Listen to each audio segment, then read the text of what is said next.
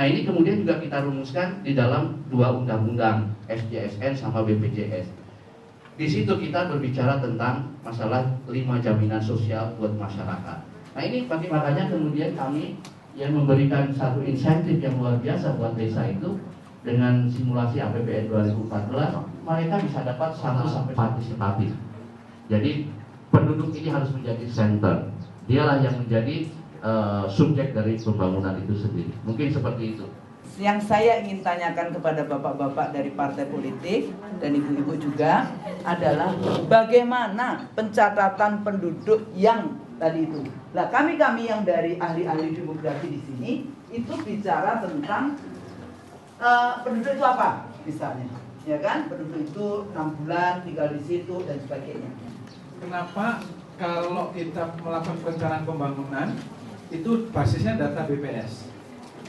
Tapi kalau kita bicara pemilu, kita refernya ke data Kemendagri. Kebetulan pernah nulis tentang migrant workers ini, dan saya menulis 1 halaman waktu itu di media Indonesia. Intinya begini. Gara-gara kita berhasil KB dulu, gara-gara ya. Jumlah anak kan memang lebih sedikit, perempuan masuk ke pasar kerja. Karena masih ada diskriminasi tadi, perempuan tidak bisa diterima di Indonesia, akhirnya mereka ngalir keluar. Nah, Amartya Sen bilang, demokrasi is development. Itu udah banyak bukunya, dia menulis khusus buku tentang itu. Tetapi faktanya kita nggak lihat itu. Jadi begini, waktu itu saya kan dari sejak menjadi anggota KPU punya ide untuk membuat program pendataan penduduk dan pemilih berkelanjutan. Waktu itu kita dengan Depdagri dan dengan BPS dengan harga 427 miliar. Database penduduk pertama kali yang dimiliki oleh bangsa Indonesia sejak merdeka. Ya, 60 tahun merdeka waktu itu baru punya database penduduk dengan 12 variabel termasuk penyandang cacat. Nah, kenapa setiap kali setelah itu, bukan di KPU lagi, database itu kita serahkan kepada Mendagri. Setelah itu menjadi proyek-proyek yang seringkali kita bicara tentang cara pandangnya hanya cara sebatas proyek.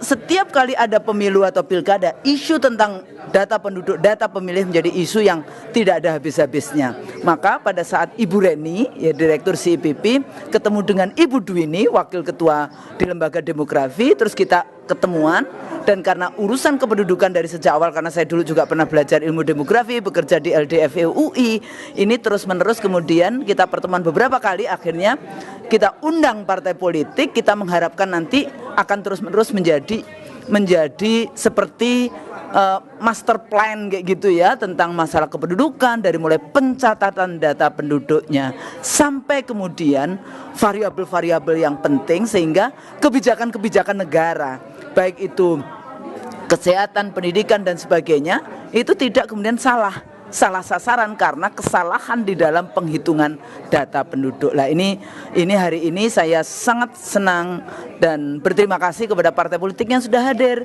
dan ikut gitu ya memberikan masukan. Insya Allah nanti ini akan jadi naskah yang penting di dalam mempersiapkan bangsa kita dari segi kependudukan. Begitu. Ini kerja koalisi dari kependudukan Indonesia dan Lembaga Demografi serta Center for Election and Political Party mengkaitkan data penduduk dengan isu-isu politik terutama prior to election, jadi sebelum pemilu dan nanti post election itu tentang pembangunan.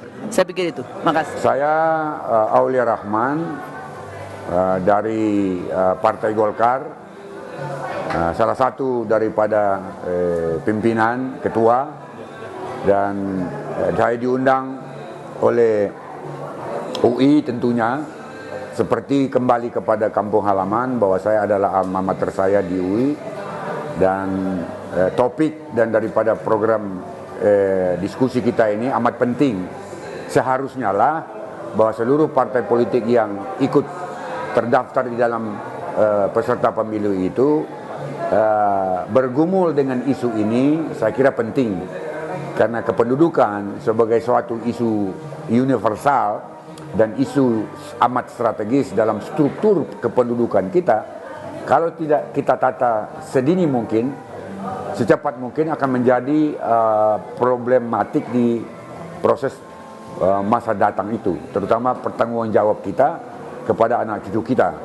Karena tidak bisa kita pertanggungjawaban biarpun pertumbuhan ekonomi 9% atau 7%, maka kalau tidak ada pemikiran rekayasa kepada kependudukan itu, maka pertumbuhan ekonomi itu akan hilang sia-sia, terutama kepada kualitas dan juga kuantitas, dan juga network daripada kependudukan kita itu amat penting dalam rangka berdampak politik, dimensi politiknya amat tinggi, di mana pemerintah sekarang ini mensponsori KTPI, tetapi KTPI ini juga masih banyak harus ada perubahan, terutama hubungan dengan Komisi 2 di DPR maupun setiap partai, bahwa kependudukan itu tidak sama dengan daripada jumlah pemilih di Indonesia. Oleh karena itu, isu kependudukan itu haruslah mempunyai dimensi politik. Kalau dia mempunyai dimensi politik, maka dia adalah setiap prioritas pertama dari setiap partai yang akan ikut dalam rangka pemilihan umum itu. Sekala setiap presiden maupun juga partai yang akan berlomba di dalam pemilihan umum itu akan menjadikan suatu isu politik daripada kependudukan sebagai isu sentral gitu. Bagi saya pribadi sebagai ketua umum Golkar yang sekarang ini dan juga ketua umum daripada KNPI, saya kira pemuda kependudukan dan pertumbuhan ekonomi dan masa depan itu sebagai suatu pendekatan yang integratif dan komprehensif gitu.